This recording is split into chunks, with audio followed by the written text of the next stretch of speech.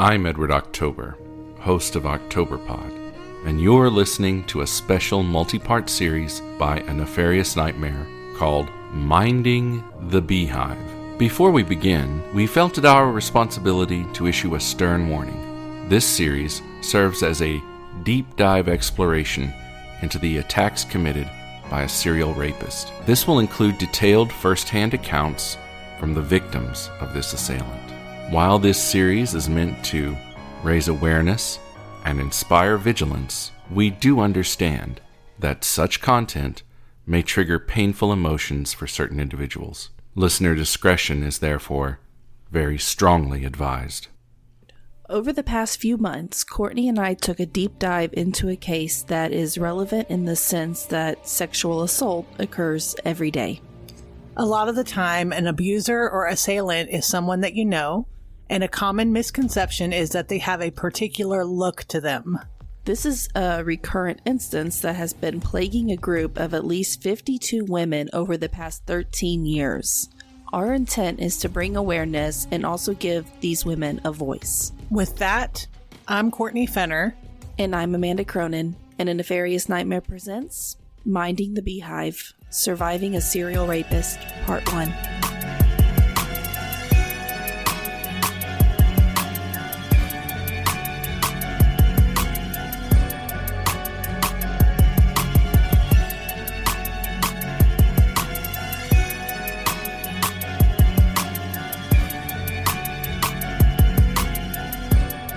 We aren't taking what has happened to these individuals lightly by any stretch of the imagination. This series is going to be a very heavy one, but very important. There's going to be some very graphic occurrences that these women will tell you about, so with that, if this topic is especially triggering to you, please feel free to exit the episode and refer back to any of our older episodes. We also want you all to know, if you're a survivor of rape, that we encourage you to come forward and tell your story. It can save someone else. We, as well as many others, understand if you're not comfortable, but just as an extra encouraging push, please bear in mind that if you tell someone, it can potentially save someone else from having to go through this. I want to start by saying this. We want to thank my niece, Cheyenne Johnson, for being the extra push to get this series of events out in the open. We also want to thank the women who have survived the assailant's attacks, assaults, schemes, and various other things that have occurred. We want to remind every single one of them and every single victim of abuse, assault, sexual assault, bullying, scheming, pedophilia, incest, and other various horrific events that you survived. You are a survivor. You are a group of beautiful, smart, intelligent women who have taken hold of an action to speak and help prevent this from happening to somebody else. Courtney often uses the phrase, quote, "I'm spiraling and I need to stop the crazy train from spiraling off the rails." And you are all trying to stop that crazy train. It's hard. There's so many things that I could want to be at the forefront, but I think two important things stand out, and that's signs to look for. I want other women to be aware of love bombing and manipulation, and just having that feeling, or if you've ever had that feeling that something is too good to be true, just listen to that gut instinct. Just do it, because most of the time it's right. It's there for a reason. And then to any victims of the same thing, or, who are struggling with processing that trauma, allow yourself to go through it, because there's stages to this, and it's almost like going through a loss. It's like somebody has taken something so important from you that you have to go through the stages. And I really had to. I was angry. I was upset, and I had to accept things and look at them differently. There's so much that I've had to just accept and take on since going through this, but it has kind of helped me grow in a lot of ways, and if I could provide that to any other victim who's struggling, that's all I want, because it's not easy. It's definitely a journey to get through. I want everyone who's listening to this, if you're able and in a position to do so, not when you're driving or working or anything like that, but if you have a free second, just close your eyes and picture this. You're logging into Facebook or Twitter, Instagram, any social media, or, if you're actively seeking a romantic partnership of some sort, you're joining in dating apps such as Tinder. You follow a specific hashtag, such as hashtag girls with tattoos, for example, because you are indeed a girl who either has a tattoo or wishes to have one. No matter your reasoning for following the hashtag, you do, and you move on to the next mindless task of your posting of your statuses, or pursuing profile pictures, or laughing at memes and GIFs with your friends. Suddenly you receive a message from a complete stranger saying something to the effect of, "You are so beautiful," or "I think you are so cute." And normally you ignore these messages, but there's just something about this one that caught your eye. So naturally, you're curious. You click on the View Profile button and start viewing the content. You notice a guy, somewhat normal and unassuming looking, maybe slightly attractive, plenty of tattoos, and he has those really nifty hipster glasses, but that's not what is getting you. He also loves all of the same music that you do, posts super deep quotes. He has a real intellectual point of view, and he's in a band. Well, at least he used to be, or he says he is. You can't help it. You take the clickbait. And I mean, that's totally fine, and I certainly don't blame you. You're both young, and well, hell, we've all been there. Soon one message turns into several paragraphs, to several novels, to you really building the rapport with this guy because you are quickly falling in love with him, to flying out to his house in Arizona, or vice versa. And, let's be honest, you realize deep down that you both are taking things a bit too fast, and, that's fine. We've all been there. You're young, you're strong, resilient, you know how to protect your heart. You believe in this, and you have this. Everything will turn out fine in the end, and even though there are a few things here and there about this guy that's just off, you still have a really good feeling about him. You arrive in Arizona, or vice versa, and you're slightly disappointed in what you come to meet. It's not that he's ugly, it's just that he isn't exactly who you would suspect. Something's off here. You think to yourself, the pictures of him were indeed him, but heavily filtered and prettied up to really play up how average and basic he really is. Oh, surely everything will be fine. And you can't help yourself. You give him the benefit of the doubt. After all, we all embellish a little on the way we look before meeting someone new, right? It's no big deal. You know him and you love him because you've gotten to know him over the past month via text and phone call. He showed you his vulnerable side, and really, he means well. And you are usually very cautious. There's something really off about this guy, but at the same time, you're so chill around him. You ignore all these off feelings because it's kind of rainy outside, so it must be the weather, or the fact that you're in a totally different time zone than he's used to, or vice versa. Maybe your allergies are acting up. Yeah, it has to be that, right? It has to be. I've been with way worse, and I've been single for a while. I really do love this guy. Maybe God or the universe is lying to me, but this time, I don't know. But he loves me, and I love him, and everything will be just fine. So, he pulls out a bottle of vodka or whiskey or whatever he drinks these days. "Come on, honey," he would say. "Take a swig." Baby, I don't drink much. Are you sure? You'd say. I can barely handle a melatonin, much less booze. "Come on, honey. Do it for me. And then we can..." He'd say. Slow dance in the dining room? I've always wanted to do that. Oh, honey, can we slow dance in the dining room? Maybe put on some Halsey or even, I don't know, Panic at the Disco? you'd say, you're really wanting to just have a moment with this guy. I don't want to have sex. I mean, we can snuggle afterward, maybe watch some movies and talk all night. Sure, we can do that. He'd say. But I need you to drink this because it'll show me that you really love me. You find me attractive. I know you love me, honey. At this point, you've been building yourself up to think that everything's all right, but that bad feeling is just not going away. What have I gotten myself into? You start to think. You take a swig and silently vow to yourself to spit it out every time he pressures you. Then he pulls you into the dining room and attempts to play the guitar for you.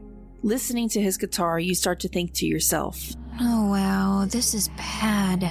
I can't believe anyone thought this was good, but I want to be polite. I don't want him to feel bad. Then he violently grabs you, pulls you into a not exactly slow dance, but he has this weird grin on his face and anger-fueled eyes looking directly into your soul. And you'd say, I don't like this. I don't like what's happening. I'm uncomfortable. Please let me go, Adrian, please. Okay, now open your eyes. How do you feel? Do you feel violated? Do you feel shame? Are you fully aware of what's about to happen? Do you just have a feeling that you just want to, well, run? Those feelings you have encountered are what victims of sexual assault feel on a daily basis. They continue to experience PTSD from what has happened to them when a person robs someone of their livelihood via sex. The victim often feels shame and blames themselves, and I'm here to tell you, these victims of this shitbag we are discussing, he has many, are not dumb. They didn't invite this to happen to them. They were duped to believe lies from a cold and calculating narcissist, and to be honest, anyone could have been a victim of this person. Nobody is immune. Most of all, I want to reiterate the fact that none of this is the fault of the victim. These victims are amazing, strong, beautiful survivors. They are goddesses. They are the bees. Before we continue on, I'd like to share a story from the perspective of Adrian Vilducea's most recent victim, Holly Murphy, who was brave enough to step forward and tell her story. My name is Holly Murphy. I'm 28. This all took place at my home in Baltimore, Maryland. I don't know how long I had him on there before I really started interacting with my posts or just seeing him post, but it was around October of this past year, so October 2021, that we started talking, dating. We dated officially, if you want to call it that, on October 25th. He asked me to be his girlfriend after just a few days of talking. And I don't really know why I went with it, but I'd been single for a little while, and I just figured I would give something different a shot. And we had some pretty good conversation from that point on, but he was a little pushy with meeting in person, which, I knew was going to be an issue, at least for a little while, when we agreed to start dating each other. I'm a single mom, and I don't really get any opportunity to travel anywhere. And he kind of knew that off the bat, but was still pushing to come here. So we had talked about planning a trip, and I knew that at that point it wasn't really going to be an option until after the holidays and my son's birthday, which was in January. So after dating for about a month, I went ahead and booked him a plane ticket for January 8th. It was the Saturday. It was January 8th. My son and I had arranged to go with my dad for that whole week. And he flew in, and I picked him up from the airport. And that was the first time I met him in person. It's strange because I've always prided myself on getting vibes off of people, knowing their demeanor, their mood or attitude, just by being around somebody. And like from him, I really could not get a good read on him. And I didn't know why that was. Like, even when we were dating up to like meeting in person, like I kind of felt in my gut that something was off. I just didn't really know. And even until, you know, the incident, like I didn't know or see what exactly was wrong with him until then. But I did feel uncomfortable. Yes, something about his presence just did not sit right, and I just couldn't pinpoint like what exactly was wrong with him yet. So right away, I noticed that he didn't look like he did in his photos, and I kind of had gotten the vibe that that was going to be the case already and had prepared myself for that.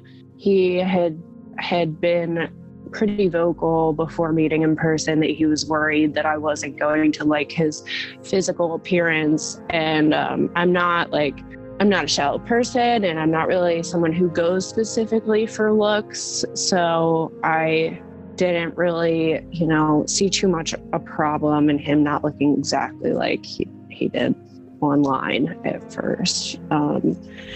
But I was attracted to him in my mind. I thought that I was. He was, you know, telling me everything I wanted to hear on a daily basis and saying things that nobody had ever said to me before. So that's what I was really attracted to and holding on to. But I didn't feel that physical connection around him at all in person. It's kind of frustrating when I do like look back on some of the conversations or things that had happened prior to him coming out here, because it was enough to make me almost cancel the trip a few times. He was really controlling and possessive and just really didn't like for me to do much of anything, which already is hard for me as a single mom. But like any opportunity I got, like it was an issue. Or he just didn't trust me and accused me of cheating or being with somebody else. And it would just be over stupid things. Like he wouldn't have any proof of that, but I would feel good and post a selfie that day and automatically it was for somebody else, or like just questioning my loyalty in different ways. And I'm a Taurus, so that's like one of the biggest no-nos for me, because loyalty is like, yeah, just really anything, like hanging out with my best friend or having a friend over, like was, you know, something I would get reamed out about. And I kind of knew that, you know, he had some jealousy issues from things that he had told me about his past. He basically blamed it on other exes or just, you know, anything to like take it off of him. And, you know, I had tried to like talk to him about that kind of stuff. And I would get to a point where I thought that like we had a mutual understanding and, you know, he wasn't going to be that way again. And then the same thing would happen over and over again. Documentaries and stuff and like things I've tried to like inform myself with on this topic, a lot of abusers are the same and they use like the same tactics and like they're all narcissists. So it's just really, it's really strange when you like, you know, seek and make comparisons between abusers, because, you know, what they're doing has worked for them and that's why they do it. And they definitely seek out vulnerable people or kind people or people they deem to be weak because they're emotional or whatever. It's disgusting. It's disgusting behavior for sure. And like whoever he is targeting at the moment or dating or talking to, he wants to single them out from everybody.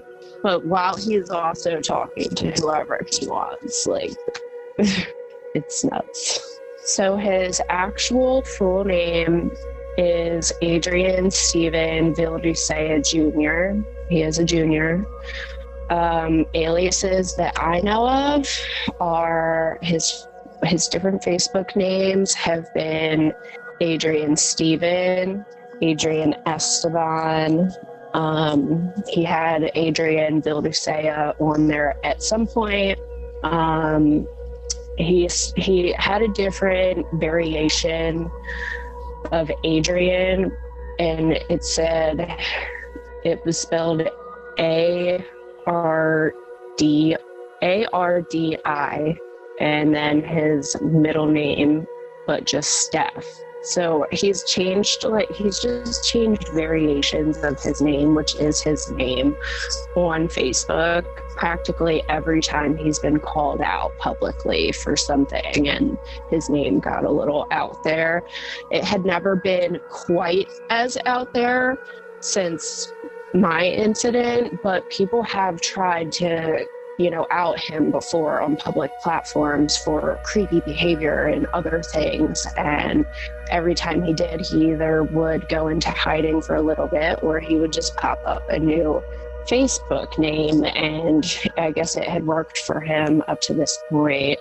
I also happen to know that he has given the name Adrian Gray to minors as his name so that they wouldn't be able to find him in real life or give his name to law enforcement, I guess, if they had found out his age after the fact. So we've been establishing a timeline as best as we can with what we've known about where he's traveled, who he's talked to, and who he's tried to date. And as far as we know, this dates back at least 10, 11 years. We've known and chatted with people who've known him before that, who just didn't have the best things to say about him even then. So as far as how long, that's what we know of. It's 10 years, which is still a pretty significant amount of time.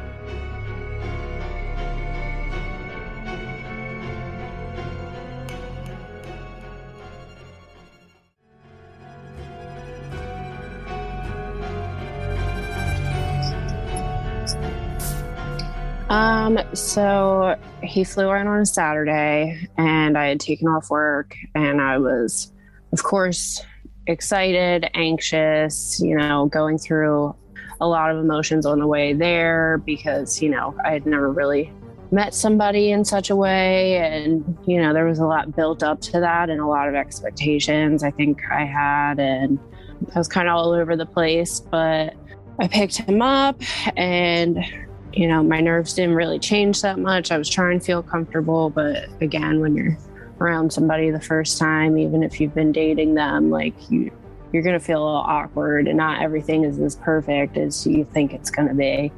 And we didn't really do too much the first day. Immediately, he asked me to take him to the liquor store, and that was on the way home from the airport, and he had no money, so I bought him whiskey and we came home. I was getting over a cold at the time and wasn't really feeling the greatest, and he had traveled all day. So we came home. I think we ate dinner. He was drinking. I'm not a drinker, but I figured he had been traveling. I was just making excuses for it. It was whatever. And we spent a little bit of time together. He played his guitar for me, which was not great, by the way, for somebody who had been a former Bless the Fall band member, so they said. But it was awful, and I kind of wanted to die a little bit inside. But we went to bed, and the next day, I was still not really feeling too hot. We really didn't do much but lay in bed all day, and things didn't really feel weird yet. I was still just getting used to trying to be around him because like I said before, being with this person, I was single for a really long time. So going from that, and even a long distance relationship, which is cool because it's only on a certain level, I'm not like actually used to being around somebody, and you know, we're only day 2 at this point, and I really wasn't feeling that well anyway. But he was a little bit hungover from the night before. He had too much to drink, and he really didn't even eat that much at all day, so we got drunk pretty fast. And kind of same situation with the second night. The third day, we were going to be meeting like one of my best friends, and like I wanted to introduce him to like people in my life who had, you know, obviously heard me talk about him for a while and was like looking forward to meeting him. And I got a call from my doctor that was like unexpected with like health related issues, and I was just kind of like anxious about it and like talking to him about it. And after that, I like distracted myself with like getting ready, taking a shower, getting ready to go out. And he had been playing his video game that I had thought. And at some point, I like came across him an hour or two later in the kitchen, and he looked scary. Like his eyes were completely black.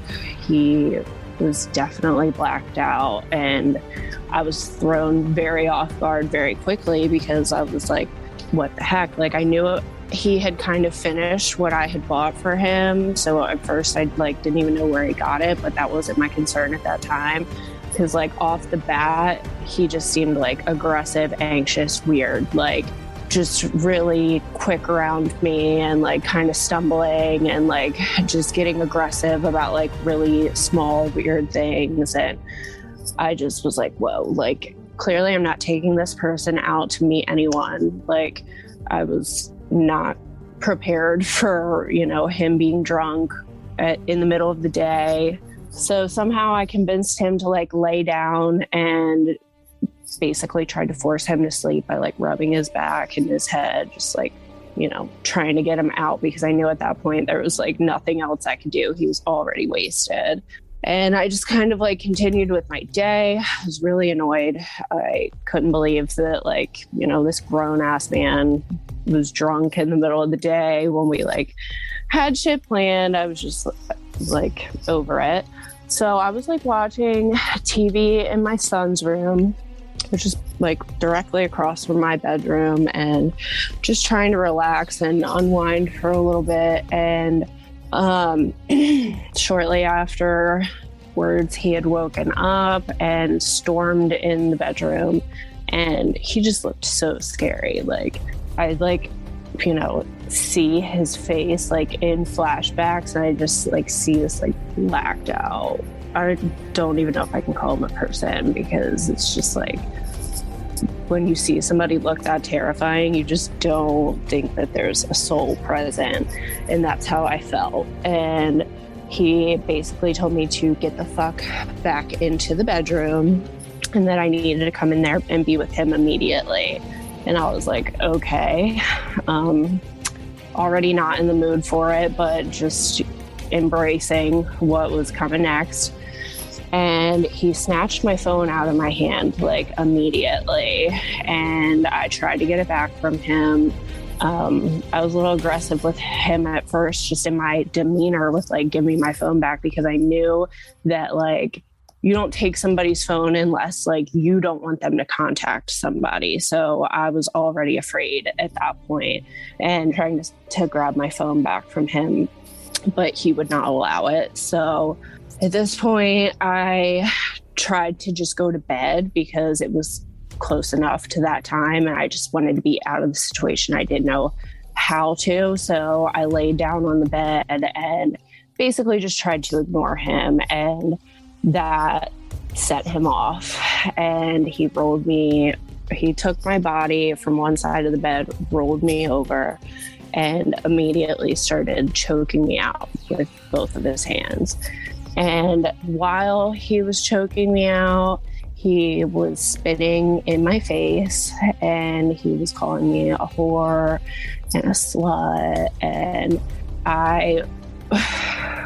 yeah, it's heavy, and it's hard to like even say it with a straight face, but you know, I've really worked on getting through how that moment made me feel and, doing what I can to stop it from happening again, because just everything about it was so calculated down to the very last thing. But so as he's choking me, saying these things to me, he's like holding my arms down, everything I was trying to do to defend myself, like blocking me. And I noticed that the more I was crying or upset, like he liked that, and he was kind of getting off on that fact. He also said to me, "God, you're such a victim. It makes me sick." And he said, "It sucks that you made me do this to you," like as I was like reacting and upset and emotional, because he was hurting me and abusing me the way that he was. And at some point after those things were said, something just like clicked in my brain that was like, you just gotta do what you gotta do to stay on his good side until you're out of this situation, because obviously, like, he's done this before. It was just like everything in my being had told me, like, you're not safe. Just do what you gotta do. And immediately I kind of like snapped myself out of it and brought myself back and was like, I'm good. I'm fine. Like, it's okay. Like, we can go to bed. It's fine. And I tried to just roll over and go to sleep. But I had already known that, like, doing what he did to me excited him. So I had kind of tried to prepare myself, to brace myself to get raped next. And he started rubbing on my body, and the next thing I knew, I was telling him, like, don't touch me. I don't have energy to fight you off. Like, just don't touch me. And he was like, well, you don't have to do anything. And then proceeded to rape me. And immediately afterwards, I just laid there and wished that I could like die in that moment, because I just couldn't really process or like fathom what the fuck had just happened to me. And, before I could even have a second to do that, he said, you need to promise me something. And that's that you never tell anybody what happened tonight. Hearing that, I also knew that the next morning I would have to put on an Oscar-worthy performance to get away from this guy.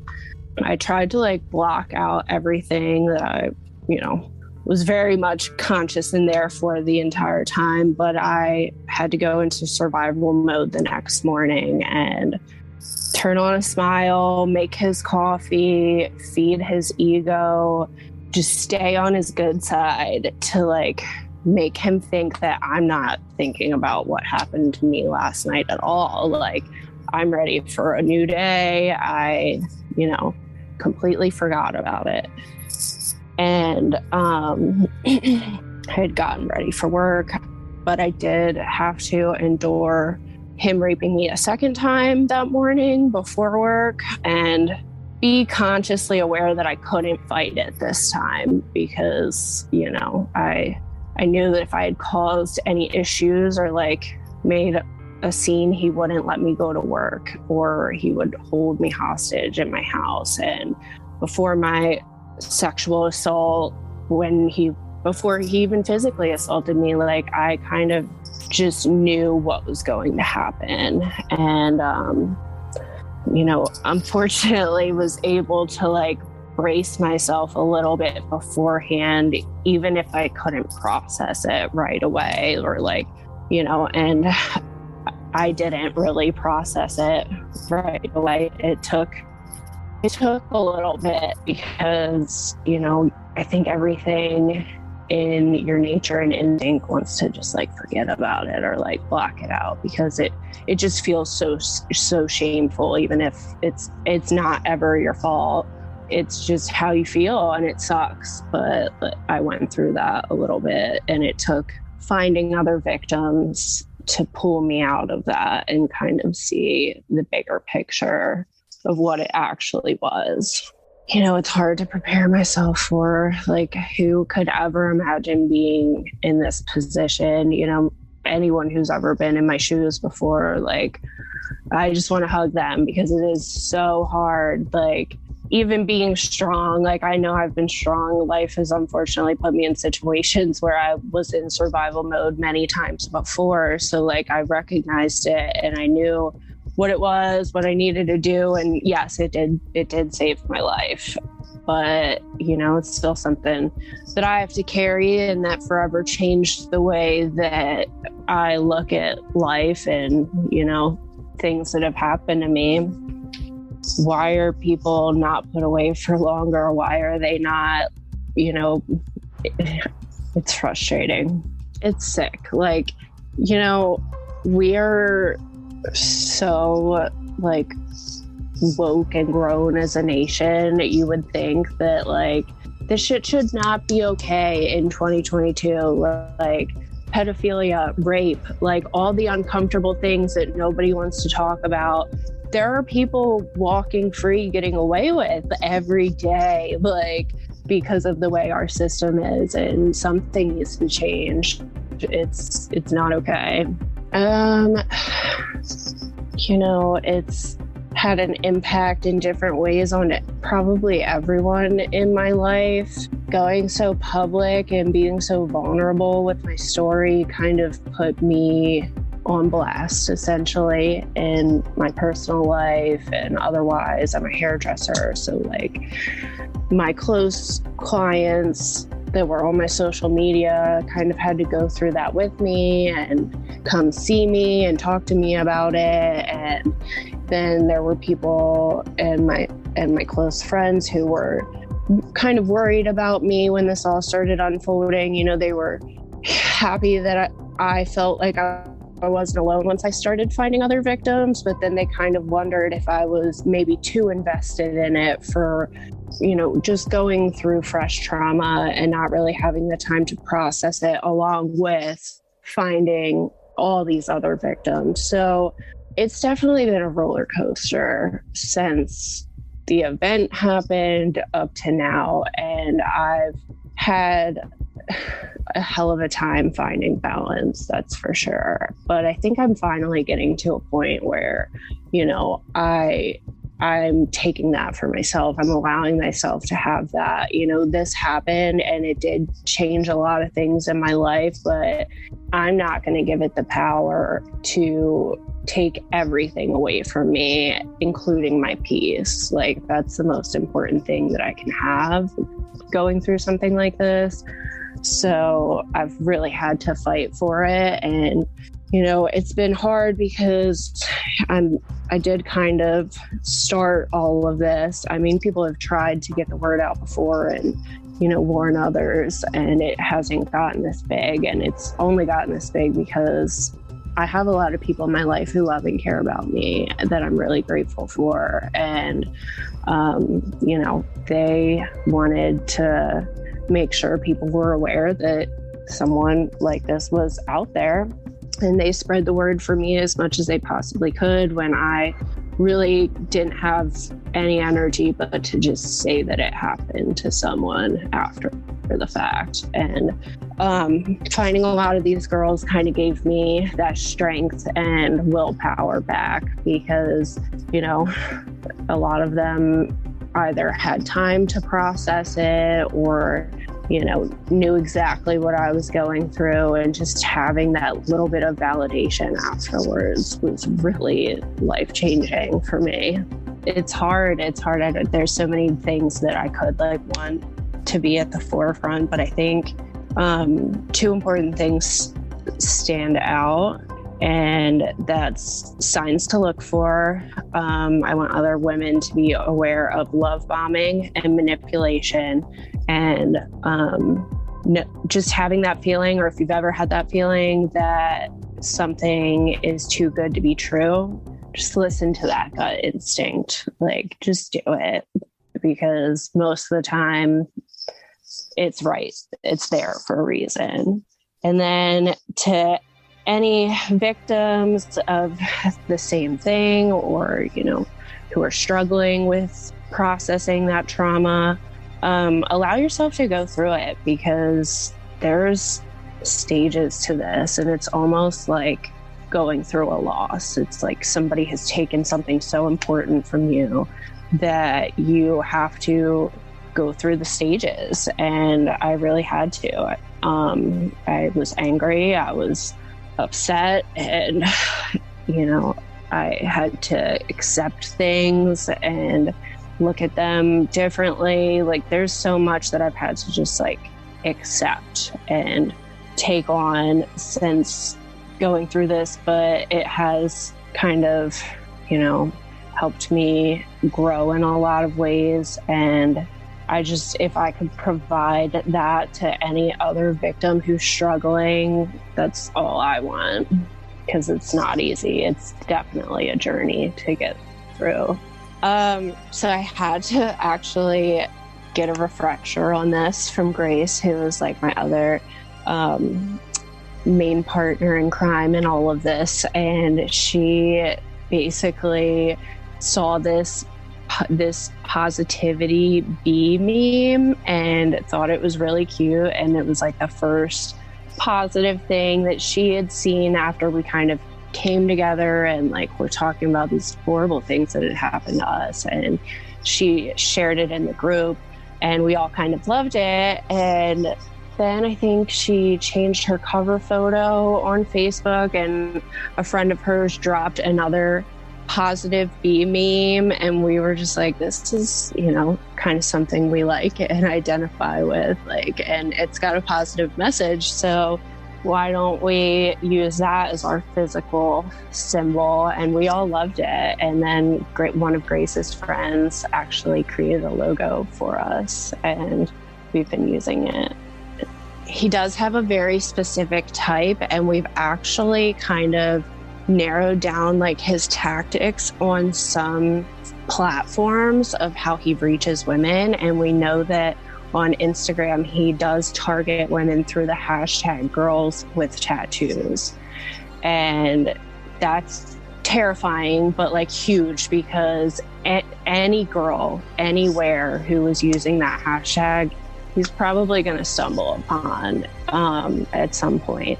So yes, as far as like girls that he goes for, they're usually goth, they have tattoos, piercings, but we also know that he's on like 9 or 10 dating sites, and not all of these women have tattoos, and some of them are older. And like, really, it just seems like when he is searching for a victim, if he can get his type, okay. But if not, he's going to go for whatever's biting, and he will try until he makes women uncomfortable, till he gets blocked, till he literally cannot anymore. He's also been known to like change his numbers a lot so that the women who have blocked him, including victims, mainly victims, he can reach back out to at a later date. It's cringy, all of it. I want them to know that if this has ever happened to them, that they are not alone. It was like really everything I needed in the beginning was to just know that, even though like in life I've known people have been abused, or like you hear things, but you just don't realize how common it is, I guess, until, it happens to you or somebody close to you.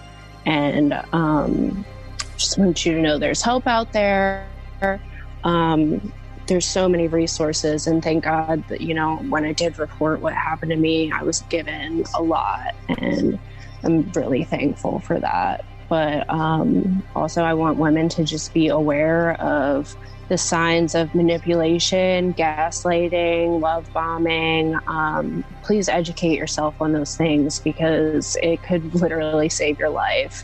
Some of these narcissists are, not as extreme as this one. This one is just a rare breed of evil, but, their emotional abuse is real too. And they all kind of use the same tactics. So just beware and as far as what I want to happen, I just want the word to be out there about him and abusers alike, that this is real, it's happening. And unfortunately, we're in a day and age where they have social media and dating sites and platforms where victims are easily reachable, even if out of state, because it hasn't stopped him. And he's traveled to at least 12 states that we know of that we have confirmed victims in or almost victims in, and countless more that he's tried. So, the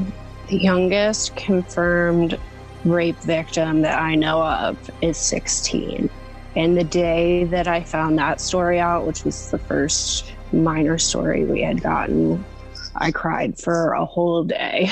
I was at work and I was crying in between clients, and I just did not know how to. I was grieving for that girl, but at this point, she's now a grown woman, but I was crying for that young girl who endured that experience with him, because I just couldn't imagine. Like, I'm a grown woman now, and that was hard enough. I couldn't imagine going that long feeling that way, and my heart really broke for them. We've discussed it in a few episodes, but that's not going to stop. We have discussed narcissism, and that many, if not all, offenders have several 9 key traits. According to emedicinehealth.com, the 9 key traits include grandiosity, excessive need for admiration, superficial and exploitative relationship, lack of empathy, identity disturbance, difficulty with attachment and dependence, chronic feelings of emptiness and boredom, vulnerability to life transitions and suicidal ideation of attempts. We will dive deeper into these traits and this disorder in part 2, but you will notice a lot of these traits in the offender, as these key traits are also present in many sexual assailants and serial killers. It's important to remember that not every narcissist will offend, but it's thought to be that every serial offender is a narcissist. In part 2, you'll hear us with a few reenacted texts, which will further show an example of NPD, or narcissistic personality disorder. We also want to remind you that while we're not psychologists, psychiatrists, or any kind of doctor, or even law enforcement of any kind, we have researched these things and invite you to learn about it right along with us. So we all can point to these factors from an outside perspective and delve deeper into the mind of the person as quote-unquote armchair detectives. It's not only fascinating to learn about, but it will also train you to kind of keep vigilant. I also want to add further that there is a nature versus nurture argument regarding personality disorders, including NPD, histrionic personality disorder, borderline personality disorder, and many others, but we cannot say with certainty that these people that have these disorders are bad people. Red flags should indeed be seen as a warning sign, and that all should proceed with caution, but with the right therapy, some of these disorders can go on to lead a life of normalcy. And all the people, disordered or not, deserve to have some love and compassion. We can't or shouldn't throw every person with these disorders on an island and flip him the bird. There are a few out there who use this disorder to do good by educating others on the actual disorder by way of personal experience, for example.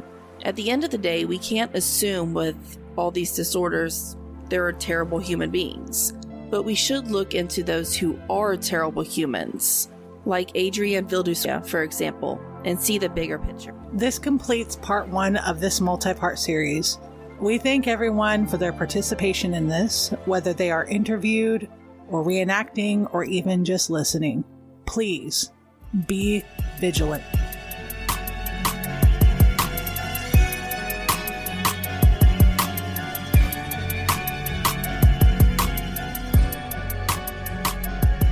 Thank you for listening to a Nefarious Nightmare podcast. Music used in this podcast was originally composed by Ghost Stories Incorporated and remixed by Ryan RCX Murphy. Please leave us a 5-star rating and review on Apple Podcasts or on any podcast platform that accepts ratings and reviews. Thank you very much for listening, And as always, don't be a dick and wear deodorant.